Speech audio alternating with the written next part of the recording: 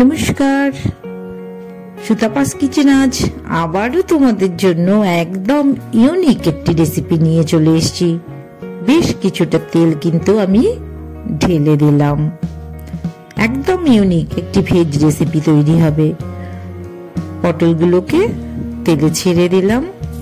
একটু যেই ভাজা ভাজা হয়ে আসবে তখন কিন্তু আমি আগে থেকে আলুটা সেদ্ধ করে রেখেছিলাম, সেই সেদ্ধ আলুটাও কিন্তু পটলের সাথে একই সাথে আমি ভেজে নিচ্ছি।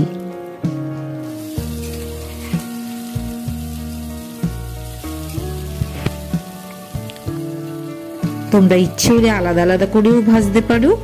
আমি একটু সময় বাঁচানোর জন্য 1 চামচ মতন আমি লবণ মিশিয়ে দিলাম, 1/2 চামচের মতন হলুদও মিশিয়ে দিলাম। একটু সময় আমি বাঁচানোর জন্য আমি একসাথে কিন্তু ভেজে নিচ্ছি।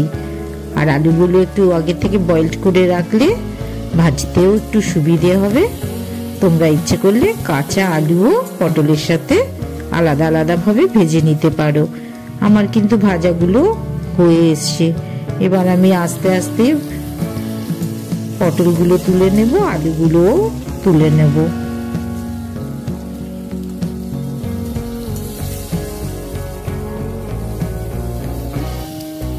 তুলে নিচ্ছি পটলগুলো।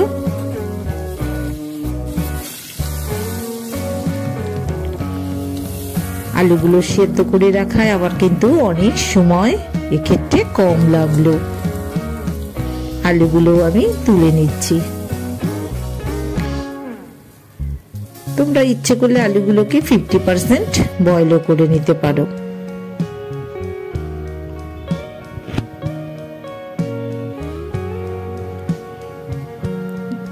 আমি দেখো, আমি কিন্তু তোমাদের দেখিয়ে দিচ্ছি। এই যে আমি প্রেসার কুকারের মধ্যে যে তেল ঢাললাম, তেলটা জলের মধ্যে থাকলে কিন্তু প্রচন্ড ফাটে।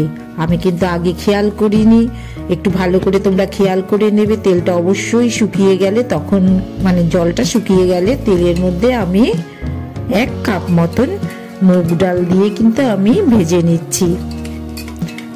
এটা কিন্তু একটা মানে বড় দুর্ঘটনা হতে পারে, তাই তোমাদের আমি একটু দেখিয়ে দিলাম যে জলটাকে কিন্তু অবশ্যই কড়াইতে বা যেখানেই তোমরা ভাজবে, যারা নতুন রেসিপি তৈরি করবে, রান্না করবে, তারা কিন্তু অবশ্যই যা দেখে নেবে যাতে জল না থাকে। তারপরে তোমরা তেলটা দিয়ে মুগ ডালটা এইভাবে করে লাল লাল করে ভেজে নেবে। আবারও কড়াইতে কিছুটা আমি তেল দিয়ে দিলাম।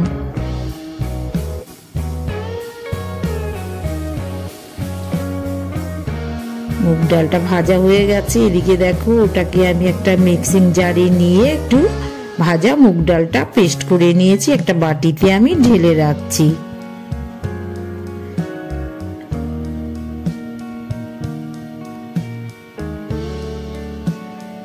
একটা গোটা টমেটো, কিছুটা আদা, 4-5টা বা 6টা কাঁচা লঙ্কা, একটু জল মিশিয়ে আমি পেস্ট করে নেব। কড়াইতে যে তেল ঢেলে দিয়েছি, এবার কিন্তু আমি ফোড়নের জন্য একটু সাদা জিরে ব্যবহার করলাম। 2টো শুকনো লঙ্কাও ফোড়নে দিয়ে দিলাম। একটু বেশ গন্ধ ছেড়ে আসছে, তখন আমি কাঁচা লঙ্কা 2টো দিয়ে দিলাম তেলের মধ্যে। 2টো ছোট ক্যাপসিকাম আমি কিউব করে কেটে রেখেছিলাম। ক্যাপসিকামগুলো এই ফোড়নের সাথে একই সাথে আমি ভেজে নিচ্ছি। একটু ডাটো ডাটো রাখবো, তাই কিন্তু আমি খুব বেশি ভাজবো না।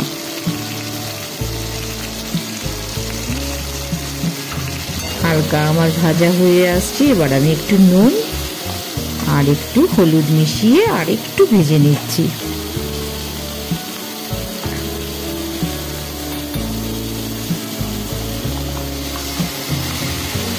এবার আমি যে টমেটো আদা লঙ্কার পেস্ট করে রেখেছিলাম, সেই পেস্টটা কিন্তু আমি মিশিয়ে দিচ্ছি। তোমাদের ইচ্ছে হলে তোমরা এই পেস্টটাকে আলাদাভাবেও করতে পারো, কিংবা ক্যাপসিকামটাকে ভেজে তুলেও রাখতে পারো। আমি একই সাথে মশলার সাথে ক্যাপসিকামটাকে আমি একটু ভেজে নেব বলে আমি একই সাথে ব্যবহার করছি। মশলা কিন্তু তেল ছাড়া শুরু করেছে। ক্যাপসিকামটাও 50% নরম হয়ে এসছে। তখন আমি যে মুগ ডালের যে ভাজা করে পেস্ট করে রেখেছিলাম, গুঁড়ো করে রেখেছিলাম, সেই মুগ ডালটা এই মশলার সাথে একইভাবে আমি কষিয়ে নিচ্ছি। দারুণ সুন্দর কিন্তু ভেজ রেসিপি, তোমরা সবাই বাড়িতে করে ট্রাই করে দেখো, অবশ্যই ভালো লাগবে।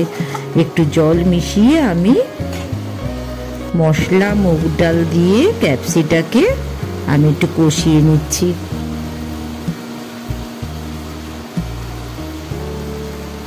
একটু নুন হলুদও মিশিয়ে দেবো, হাফ চামচ মতন হলুদ মেশালাম, হাফ চামচ মতন লবণও মিশিয়ে দিলাম।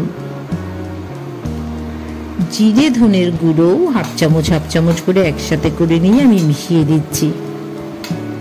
এবার যে ভাজা রাখা আলু পটলগুলো আছে মশলার সাথে কিন্তু সেগুলোকেও আমি মিশিয়ে দিচ্ছি। এই ভাজা মুগ ডাল দেওয়া আছে, ফলে বারে বারেই কিন্তু জলটা টেনে নেবে। তোমরা কিন্তু অবশ্যই অল্প অল্প করে জল দিয়ে দিয়ে কষিয়ে নেবে। প্রথমে আমি পটলটাকে মিশালাম, এবার আলুটাকেও মিশিয়ে দিলাম। আমি কিন্তু একসঙ্গে প্রচুর পরিমাণে জল ব্যবহার করিনি, অল্প অল্প করে জল দিয়ে আমি সমস্ত কিছুকে কষিয়ে নিয়েছি।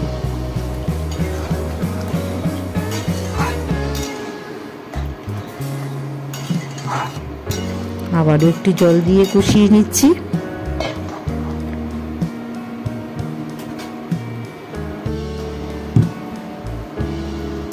আমার কিন্তু মশলাটা অনেকটাই কষে এসছে, আর ডালটাকেও কিন্তু অল্প, সবসময় তোমরা গ্যাসের ফ্লেমটা কম রাখবে। 1 চামচ মতন চিনিও মিশিয়ে দিচ্ছি আমি।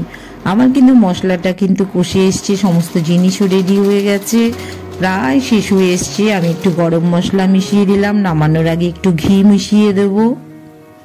গরম মশলাও 1 চামচ মতন আমি মিশিয়ে দিচ্ছি।